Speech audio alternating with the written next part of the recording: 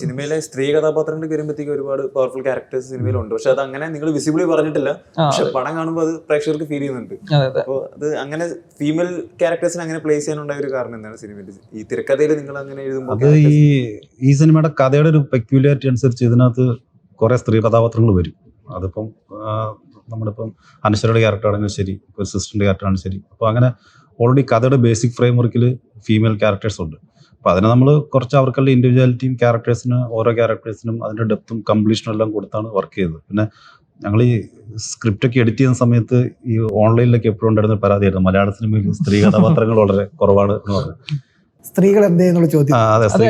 നമ്മളതിന് ഈ പറയുന്ന കഥ ഉണ്ടാക്കുന്ന സമയത്തോ തിരക്കഥ എഴുതുന്ന സമയത്തോ ഒരു സ്ത്രീകൾക്ക് വേണ്ടി എന്തെങ്കിലും ചെയ്യാൻ വേണ്ടി അങ്ങനെ ഭയങ്കര ഓർഗാനിക്കലി വന്നൊരു. അതെ, കഥയുടെ ഒരു പെക്യുലാരിറ്റിയും കഥ നടക്കുന്ന അന്തരീക്ഷവും കഥാസാഹചര്യവും അതിലെല്ലാം ഒരുപാട് സ്ത്രീകൾ ഉൾപ്പെട്ട ഒരു കഥ തന്നെയാണ്. അപ്പം അത് നമ്മളങ്ങനെ ഓർഗാനിക്കായിട്ട് അങ്ങനെ കൊടുക്കുന്നുള്ളല്ലോ. നമ്മളിപ്പോൾ സ്ത്രീ ശാക്തീകരണം ഒന്നും ഉദ്ദേശിച്ചതല്ല. പക്ഷെ അത് ആ ക്യാരക്ടേഴ്സ് എല്ലാം നന്നായി ഒന്ന് ആർട്ടിസ്റ്റ് നന്നായിട്ട് പെർഫോം ചെയ്തതിലൊക്കെ ഞങ്ങൾക്ക് നല്ല സന്തോഷമുണ്ട്. കാതോട് കാതോരം എന്ന് പറയുന്ന സിനിമയെ അതിന് വേറൊരു രീതിയിലേക്ക് അതിന് മീൻസ് അതിൻ്റെ ഒരു എപ്പിസോഡിന് വേറൊരു രീതിയിൽ പോകുന്നു. അതിലേക്ക് വേറെ ചില എലമെൻറ്റ്സ് കണക്ട് ചെയ്യുന്നുണ്ട്.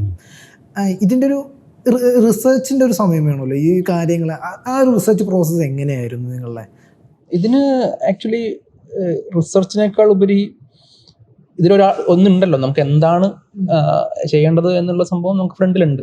എവിടെയാണ് റിസർച്ച് ചെയ്യേണ്ടത് അല്ലെങ്കിൽ എന്തിനെ പറ്റി അന്വേഷിക്കേണ്ടത് എന്നുള്ള കൃത്യമായിട്ടുള്ള ധാരണ നമുക്ക് നമ്മുടെ ഫ്രണ്ടിൽ തന്നെ ചെയ്തു വെച്ചത് അതൊരു ചരിത്രമാണല്ലോ.